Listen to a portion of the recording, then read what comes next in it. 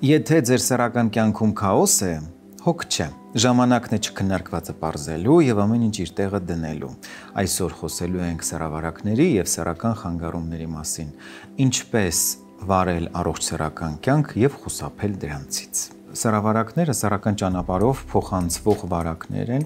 որոնք որպես կանոն սկզբնական շրջանում կարող են ոչ մի կերպով չանհանգստացնել մարդուն, այսինքն մարդը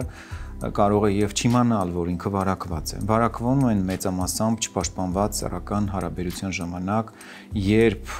վարակված անձը այս դեպքում կապ չունի սեռը ով ում հետ, ոչ էլ դիրքերը, կարող է հարաբերության ժամանակ վարակել դիմացինին։ Ներկայումս սեռավարակները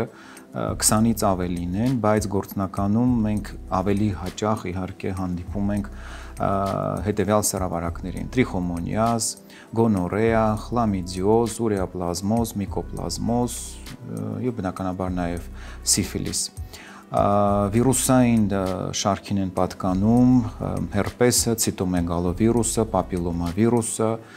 ինչպես նաեւ իհարկե գեպատիտները։ Այս դեպքում իհարկե առանձին խոսակցության թեմա է միավ վարակը, որը արդեն մարդու իմունային անբավարարության վիրուսն է եւ ժամանակի ընթացքում բերում է ձեռքբերովի իմունային անբավարարության համախտանիշի։ Բոլորն էլ իրենց հերթին բերում են սեռական առողջության վատ թարացմանը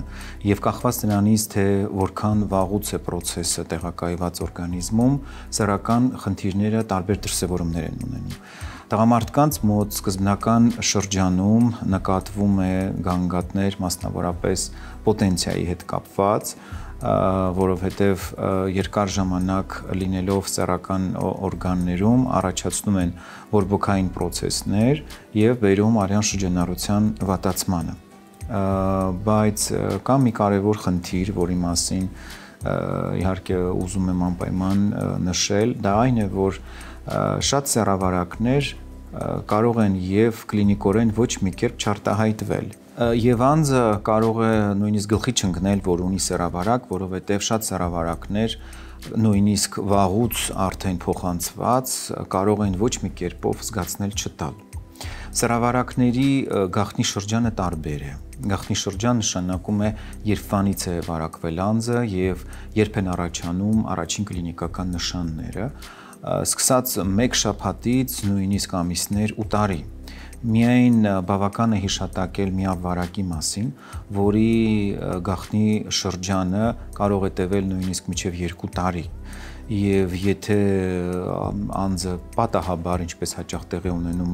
մեր պացիենտների պարագայում, պատահաբար գնում է ստուգվելու եւ ստուգման ժամանակ ստուգում են ամբողջական ծավալով, պարզվում է, որ ունի սեռավարակ, որի մասին ինքը նույնիսկ չի էլ մտածել։ Ցավոք, վերջին տարիներին, նույնիսկ կարող եմ ասել տասնամյակներին, սեռավարակների թիվը գնալով ավելանում է։ Մասնագիտական փորձը վկայում է, որ գնալով ավելի շատանում են այն պացիենտները, որոնք դիմում են մեզ սեռական խնդիրներով, պայմանավորված սեռավարակներով։ Պատճառները տարբեր են։ Առաջին հերթին սեռական գրագիտության պակասն է,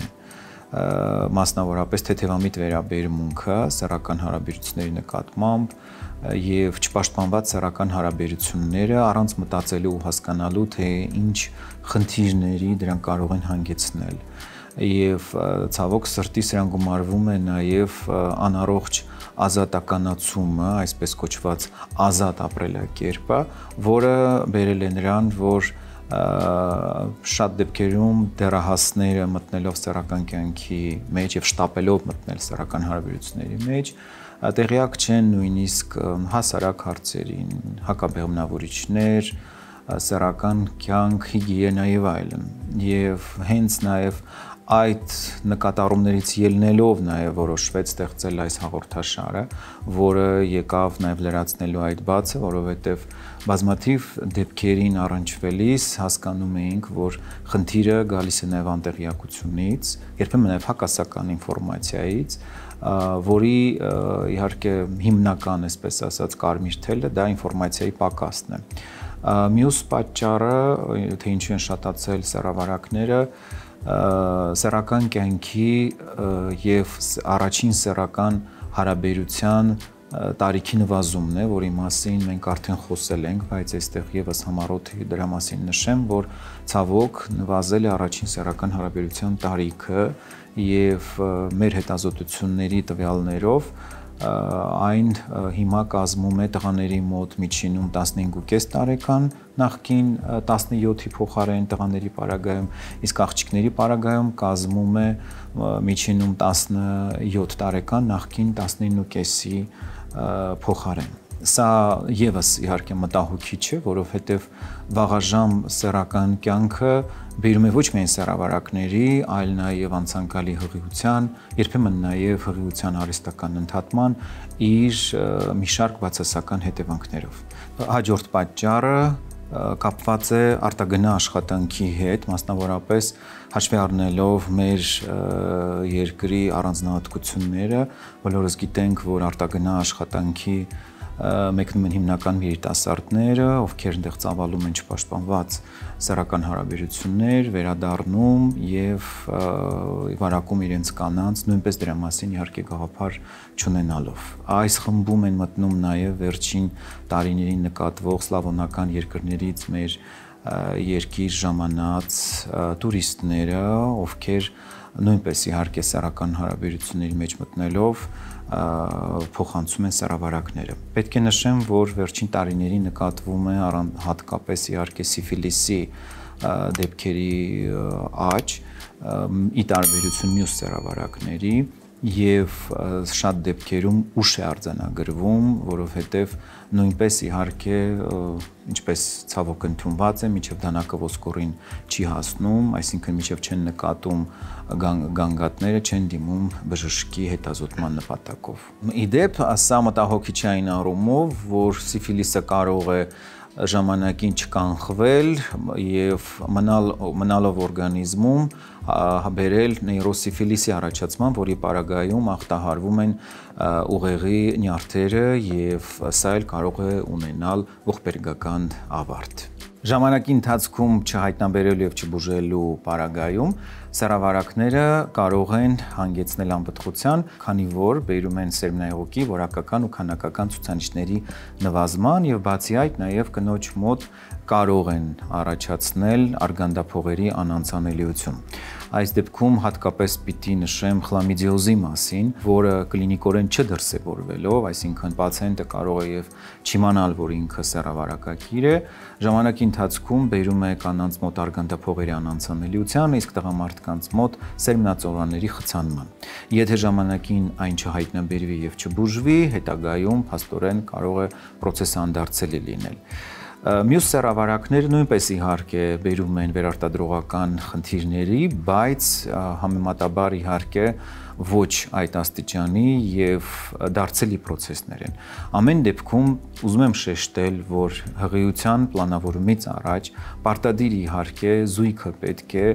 անցնի համապատասխան հետազոտություն, քանի որ քիչ չեն այն դեպքերը, երբ հղիության ընդհատումից հետո պարզ էր դարձել, որ ընդհատման կամ վիժման պատճառը եղել է որևէ մի սեռավարակ կամ սեռավարակներ նույնիսկ։ Սրա պատճառը եղել է այն, որ հղիացել են առանց պլանավորման, առանց համապատասխան հետազոտություններ անցնելու եւ շատ դեպքերում տղամարդիկ իմանալով, որ ծավալել են չպաշտպանված հարաբերություններ, մատների արանքով են նայում, կարծելով, որ եթե գանգատներ չկան, ուրեմն կարելի է հանգիստ պլանավորել հղիություն։ Իհարկե ոչ, պետք է շատ զգոն լինել, որովհետև ընդհատված հղիությունը արդեն խնդիր է եւ հղիության ընդհատումից հետո պետք է նախ վերականգնել առողջությունը եւ շատ դեպքերում ամիսներ են պահանջվում հաջորդ հղիությունը պլանավորելու համար։ Սովորաբար դասական առումով ընդունված է համարել, որ եթե տղամարդը կամ կինը նկատում են մռմռոց, քոր, արտադրություն, կարմրություն, հոտ, ցավ միզարձակման ժամանակ, երբեմն նույնիսկ ջերմություն, ապա իհարկե պետք է արդեն կասկածել, մտահոգվել եւ դիմել բժշկի ստուգման նպատակով։ Բայց սա միշտ չէ, որ նկատելի է եւ եթե անձը ունի բավականին լավ դիմադրողություն, ասել է թե նորմալ իմունային համակարգ, կարող է եւ գանգատներից ոչ մեկն էլ չնկատվել կամ էլ հայկական բնավորության համաձայն թեթևակի մռմռոցը անտեսվի կամ երբեմն նկատվող կարմրությունը 1-2 օր տևողությամբ անտեսվի եւ անձը դրա մասին չմտահոգվի։ Իրականում մոտեցումը հետեւյալն է. եթե տեղի է ունեցել չպաշտպանված հարաբերություն, առավել եւս պատահական անծանոթ մարդու հետ կամ էլ ուրիշ զուգընկերոջ հետ, պետք է անպայման իհարկե հետազոտվել, որովհետև հատկապես սկզբնական շրջանում սեռավարակները կարող են ոչ մի կերպ չանհանգստացնել, բայց հետագայում իհարկե փոխանցվել եւ վարակել դիմացինին։ Այստեղ տեղին է հիշատակել, որ չպաշտպանված հարաբերությունից հետո պետք է գոնե անցնի առնվազն 10-ից 14 օր, որպեսզի հետազոտությունը հնարավոր լինի իրականացնել, որովհետև սկզբնական շրջանում գործնականորեն սեռավարակները լաբորատոր հետազոտության միջոցով չեն հայտնաբերվում եւ իհարկե մտածածին են բոլոր այն լեգենդները, որոնց դեպքում տղամարդիկ փորձում են հաջորդ օրը օգտագործել մեծ քանակությամբ գարեջուր կամ որևէ այլ ալկոհոլային խմիչք, իբր թե պարզելու սեռավարակ կա թե ոչ։ Ժամանակ պետք է անցնի եւ նույնիսկ խորհուրդ կտամ այս պարագայում դիմել ձեր բուժող բժշկին զննում կատարելու եւ անհրաժեշտ լաբորատոր հետազոտություններ անցկացնելու նպատակով։ Շատ են իհարկե հարցեր այն մասին, թե սեռավարակները կենցաղային մակարդակում փոխանցվում են թե ոչ։ Խոսքը իհարկե այս դեպքում սանհանգույցների, զուգարանների, լողավազանների մասին է, որտեղ սեռավարակները գործնականորեն չեն փոխանցվում բացառությամբ այն դեպքերի, երբ գործ ունենք հիգիենայի կանոնների խախտման հետ։ Եթե անձը օրինակ օգտվել է հասարակական զուգարանից, մասնավորապես դռան բռնակից կամ ջրի ծորակից, ապա այս դեպքում կարող է սնկայինը փոխանցվել, քանի որ համապատասխան խոնավ պայմաններում սնկային ախտահարումները բավականին հաճախ են նկատվում։ Սեռավարակի դեպքում այն ավելի քիչ է, թեև տեսականորեն հնարավոր չէ բացառել, քանի որ եթե անձը ձեռքով հպվում է իր սեռական օրգաններին, որտեղ առկա է սեռավարակ, այնուհետև փոխանցման տարբերակով, կոնտակտային եղանակով կարող է այն փոխանցել որևէ առարկայի, այս դեպքում օրինակ սրբիչը, որի դեպքում կարող է այդ սրբիչից օգտվողը նույնպես վարակվել կամ սնկային կամ որևէ սեռավարակի ախտահարմամբ։ Պրակտիկայում եղել են դեպքեր, երբ սնկային ախտահարումը կամ սեռավարակը փոխանցվել է հիգիենայի կանոնների խախտման հետևանքով, մասնավորապես մի ընդհանուր սրբիչից օգտվելու ժամանակ, երբ նկատվել է խնդիրը հատկապես մինչև սեռական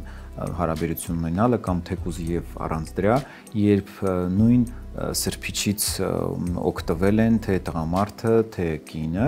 եւ արդյունքում խնդիրը արձանագրվել է երկուսի մոտ էլ։ Հետևաբար, իհարկե, սեռավարակների եւ ոչ միայն սեռավարակների, ինչպես նաեւ սնկային ախտահարումների պայքարի հարցում չափազանց կարեւոր է ինտիմ հիգիենան։ Ուզում եմ նաեւ նշել, որ չբուժված սեռավարակները ժամանակի ընթացքում բերում են սեռական տարբեր խանգարումների, ինչպես տղամարդկանց, այնպես էլ կանանց մոտ։ Կանանց մոտ կարող է նկատվել ցավոտ սեռական ակտ, ինչպես նաև հեշտոցի չորություն, տղամարդկանց մոտ վաղաժամ սերմնաժայթքում, պոտենցիայի խանգարում։ Սեռավարակները գործնականում բուժելի են, պարզապես պետք է ժամանակին դիմել բժշկին եւ անցնել համապատասխան հետազոտություններ։ Սեռավարակների պայքարի հարցում անչափ կարևոր է, ինչպես արդեն նշեցի, ինտիմ հիգիենայի հարցը եւ այդ հարցում հետագա խնդիրներից խուսափելու համար, մասնավորապես չպաշտպանված հարաբերությունից առաջ եւ հետո ցանկալի է օգտագործել հակասեպտիկ որևէ լուծույթ։ Այս հարցում կարող է օգտակար լինել մեր հաղորդման հովանավոր Հայսամ ընկերության Սետաֆոմ հակասեպտիկ լուծույթը։ Այս հակասեպտիկ ախտահանող միջոցը կիրառվում է մաշկի եւ լորձաթաղանթների վարակների բուժման համար, էֆեկտիվ է բակտերիաների, սնկերի ու վիրուսների դեմ պայքարում, իսկ բաղադրության մեջ առկա պանթենոլը կանխում է չորությունն ու գրգռվածությունը։ Պետք է փրփուրը քսել անմիջապես տուժած հատվածին, առանց նոսրացնելու, հետո լվանալ ջրով ու զգուշորեն, բայց լավ չորացնել։ Առավելություններից մեկն այն է, որ Սետաֆոմն ազդում է արագ եւ արդյունավետ, ինչի արդյունքում դուք ունենում եք նուրբ մաշկ։ Իդեպ պետք է նշեմ, որ չբուժված սեռավարակները ժամանակի ընթացքում կարող են հանգեցնել շագանակագեղձի բորբոքման, որն էլ իր հերթին բերում է տարբեր տեսակի սեռական խանգարումների։ Շագանակագեղձի խնդիրների մասին առջևում ձեզ սպասվում է հետաքրքիր հարցազրույց բժիշկ ուրոլոգի հետ։ Մնացեք մեզ հետ։